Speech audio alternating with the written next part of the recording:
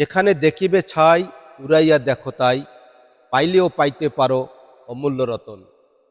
কবি গগনচন্দ্র দাশের সেই বিখ্যাত এই কথাটি আজ আমার হঠাৎ করে কেন জানি মনের ভিতরে একটু উদয় হলো, এবং আমি ভাবলাম যে কবির যে কথাটি আমাদের বাস্তব জীবনে আসলে আমরা যদি একটু উপলব্ধি করি, তাহলে দেখা যায় যে আমরা অনেক জিনিসকে আমাদের এই জীবদ্দশায় আমরা অনেক জিনিসকে সামান্য বা তুচ্ছ তাচ্ছিল্য মনে করি, অবহেলা করি।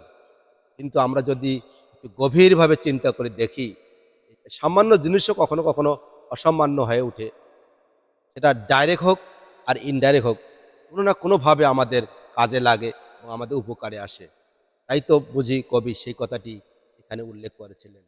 যদিও সেখানে ছাইয়ের সাথে তুলনা করেছে, ছাই একটি সামান্য জিনিস, কিন্তু শুধু ছাই না, এরকম অনেক জিনিস আছে যেটাকে আমরা খুব তুচ্ছ মনে করি, সামান্য মনে করি, অবহেলা করি। কিন্তু দেখবেন কোনো না কোনোভাবে, প্রত্যক্ষভাবে হোক আর পরোক্ষভাবে হোক, সেটা আমাদের অনেক বড় কাজে লাগে। আর সেটাই আজকে আমি একটা জিনিসের সাথে একটু কম্পেয়ার করে আপনাদের সামনে দেখাতে চাই। চলুন সেটা দেখি। দর্শক, আমি এখন যে কাজটি করতেছি, আর সে কাজটি সেই কবির কথার সাথে অনেকটাই মিল আছে, আর সেটাই এখন আমি একটু আপনাদের সামনে তুলে ধরব। দেখুন আমি কি করতেছি। এই যে দেখুন, এই যে জিনিসটা আমি তুলতেছি, এটা আসলে আমরা যদি একটু আপাত দৃষ্টিতে দেখি, এটা টোটালি একটা বর্জ্য, একটু ময়লা জিনিস, এটা নোংরা জিনিস, এটা আসলে অনেকটাই মূল্যহীন, সেটাই আমরা আপাতত মনে করি। কিন্তু এই জিনিসটাই দেখবেন যে আমার সেই বলতে গেলে অমূল্য রতনের মতোই। এটা একটা গোবর। এটা এই গোবরটা আমরা গরু থেকে পাই। তারপরে সেই গোবরটি চলে আসে আমার এই যে বায়োগ্যাস প্লান্টে। এই বায়োগ্যাস প্লান্ট থেকে সেটা প্রক্রিয়া হয়ে এই আউটলেটে আসে। এটা একটা প্রক্রিয়া হয়ে এখানে আসে, আর এখান দিয়ে সাধারণত এদিক দিয়ে বাইর হয়ে যায়, এদিক দিয়ে বাইর হয়ে যায়। কিন্তু এটা দীর্ঘদিন এখানে থাকার পরে উপরে একটা অংশ দেখুন, এটা একটা মানে শক্ত হয়ে গেছে, শুকাই গেছে, যার কারণে এটা ওই পাইপ দিয়ে বাইর হচ্ছে না। আর সেটা আমি এখানে তুলতেছি এবং এইটা এখানে শুকানো হবে। শুকোনোর পরে এটা একটা জৈব সারে পরিণত হবে এবং সেটা চলে যাবে আমার ক্ষেতে।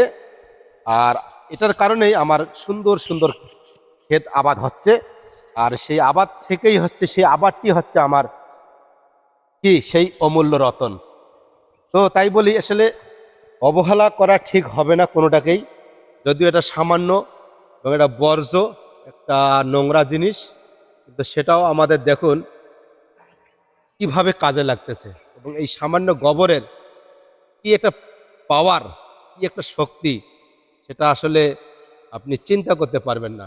এই গোবর, এটা গরুর সামান্য বর্জ্য, মল, সেই মল দিয়ে আজকে আমার গ্যাস উৎপন্ন হচ্ছে। আর সেই গ্যাস দিয়ে অত্যন্ত সুন্দরভাবে রান্নাবান্না চলছে, একবারে ঝুঁকিমুক্ত এবং পরিবেশ বান্ধব। আর সেখান থেকে আমি একটা মারাত্মক একটা বেনিফিট পাচ্ছি। আবার এই সারটি, এই জৈব সারটি, আর সেটা দিয়ে আমার সুন্দর সুন্দর আবাদ হচ্ছে। তাহলে একটু চিন্তা করেন, কবি যে কথাটি বলেছেন যে এই যে তুচ্ছ জিনিস, সামান্য ছাই, সামান্য গোবর, একটা বর্জ্য পদার্থ, একটা মল, আর সেখান থেকে আমি কত কি পাচ্ছি, গ্যাস, সার, এবং যার ফলে অনেক সুন্দর সুন্দর আবাদ হচ্ছে এবং অনেকটা পরিবেশ বান্ধব। এটা যদিও বর্জ্য, যদিও ওটা নোংরা জিনিস, কিন্তু সেটা পরিবেশ বান্ধব, পরিবেশের কোনো রকম ক্ষতি করতেছে না। পরিবেশকে বজায় রেখে আমরা এত সুন্দর জিনিস পাচ্ছি। তাই তো বলি, এগুলো আমাদের ভাবতে হবে। আর আমরা যদি এগুলো ভাবি, তাহলে আমরা সামান্য জিনিসকে আমরা মূল্য দেব, এবং এই সামান্য জিনিসই কখনো জীবনে অসামান্য হয়ে উঠতে পারে। যাই হোক বন্ধুরা, এই সামান্য গোবর আর এই সামান্য আমার এই যে নিড়ানি, এগুলো যে কত কাজে লাগে আমরা আসলে রিয়ালাইজ করতে হবে, আমাদের উপলব্ধি করতে হবে। এবং এগুলো আমাদের আহ, বিভিন্নভাবে ডাইরেক্ট হোক আর ইনডাইরেক্ট হোক আমাদের অনেক উপকারে আসে। তাই এগুলোকে অবহেলা করা যাবে না।